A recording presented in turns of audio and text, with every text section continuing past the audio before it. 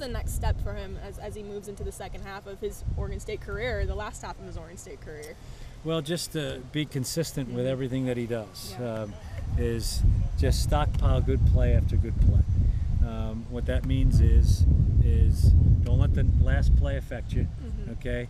And just think about the next play and execute it. And we all need to do that. That's the message to the whole team. We can't have a play where we're good and then, 2 plays that are not. And Sure. we just need to be more consistent, and we need to execute all the time. Yeah. How's life in the booth now? Back upstairs. Well, I've spent a lot of time up in the Yeah. booth. I've spent a lot of time on the field over my career, so it's a good vantage point to see the defense and see what they're doing. We get great feedback upstairs when I was on the field, and you can see it all from up top, and we get great help from the assistants who are up there and on the field, and we just piece it together and we try to get to the good stuff. Yeah, I've heard different things as far as how much you're calling plays, how much it's a collaborative effort. Can you just clarify for me what you guys are doing at this point as far as you and Mike? It is a collaborative effort, but I'm calling the plays, Okay. and Mike he's a fantastic football coach, and he has great insight, and we always talk between series about what we want to get to, and we get to the things that he suggests, and other guys also have great suggestions too, and we just process the information, see what they're doing, try to stay a step ahead and get the right stuff called. Yeah, and can you talk me through how the conversations between you and Mike to say, hey, you should probably go upstairs, I'm going to hand the reins over to you in that regard, and just kind of how you guys came to that decision? Well, I think it was just a decision that he made, and he asked me to go upstairs and call the game. Okay. So and what was your reaction to that? Like, okay. Well, what I told him when I first was hired, I said, Coach, it doesn't matter to me who calls the plays, but what does matter is I want you to know that I'll always be ready, and I need to prepare like I've done every year. Is if the play caller gets appendicitis Friday night, Right. I have to be ready to call the game. Sure. And so that's the way I've always prepared. Did that just have a conversation happen right after USC, or how did that come about? It was sometime after USC in preparation for Colorado. Okay.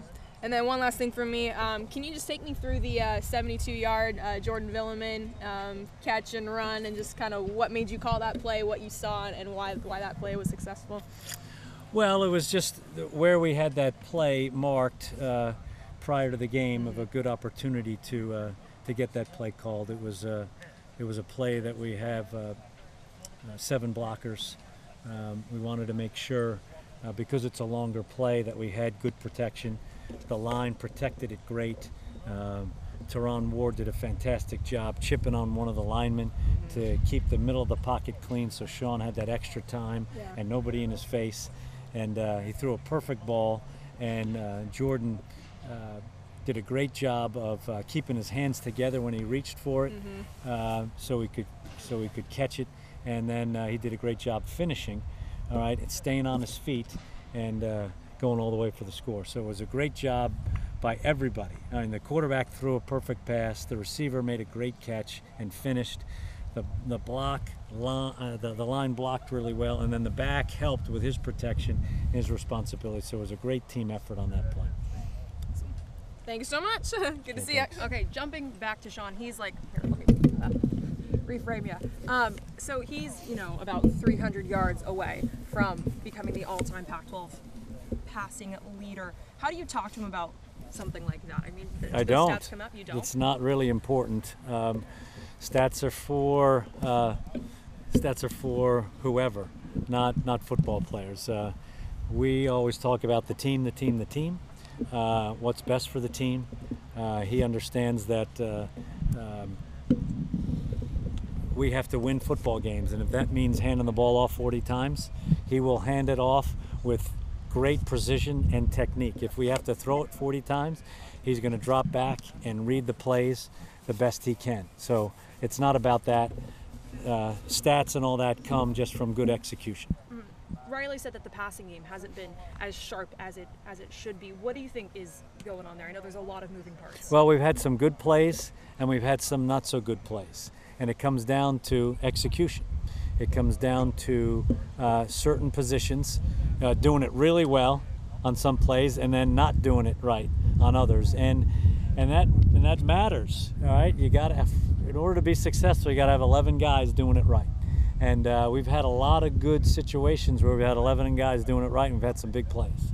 You know, we had some explosive plays versus Utah, and then some not so good plays. And it's one position here on one play, one position here on another, and everybody's got to do their job, and everybody's got to execute. Riley also has been emphasizing the fact that you can't shoot yourself in the foot, and that comes on, converting on third downs, penalties, especially false starts. How do you fix that? That's been something that this team has. Well, you just emphasize that we have to be hard to beat, and you got to give ourselves a chance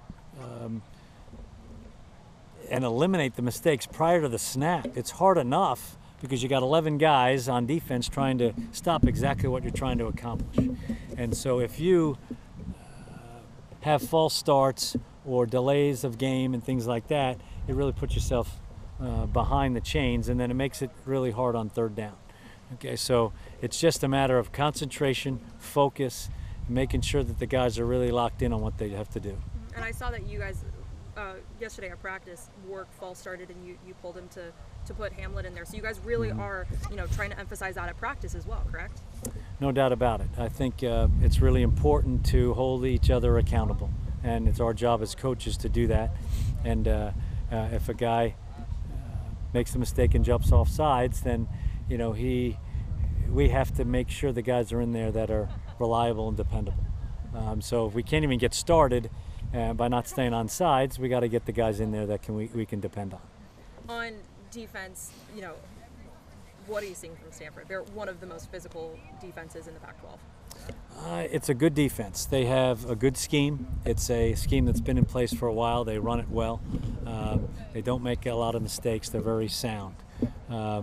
They do all the big basic things really well. They take on blocks, they shed blocks, they tackle. All right, they break down in space when they tackle. All right, they take good angles to the ball in pursuit. They take good angles to the ball when the ball's up in the air. So it's a good, sound defense, and they have good players. They got good front seven, and they have good people in the secondary, so it'll be quite a challenge for us.